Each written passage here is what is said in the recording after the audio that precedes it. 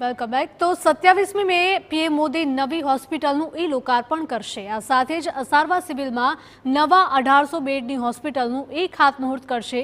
સિવિલના MS office સહિત 5 block તોડીને નવી હોસ્પિટલ બનાવાશે।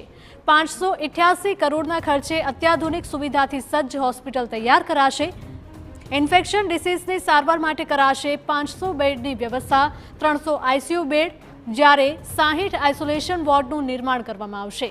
હોસ્પિટલમાં સ્પેશિયલ 50 રૂમ તૈયાર કરવામાં આવશે। 3 વર્ષમાં તૈયાર થશે નવી સિવિલ હોસ્પિટલ।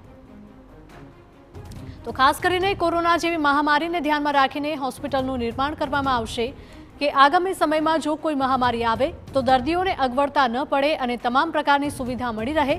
સાથે જ હોસ્પિટલમાં અત્યાધુનિક સુવિધા ઊભી કરવામાં આવશે।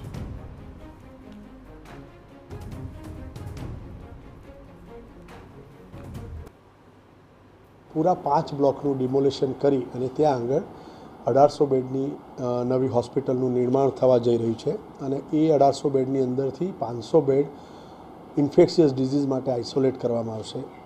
ખાસ કરીને જોઈએ તો અત્યારની વર્તમાન પરિસ્થિતિને ધ્યાને રાખીને આવનાર 50-100 વર્ષ સુધી કોઈપણ જાતના કોઈ મહામારી આવે તો એને પહોંચી વળે એવી આગોતરી પ્લાનિંગ સાથે આ કરવામાં આવ્યું છે।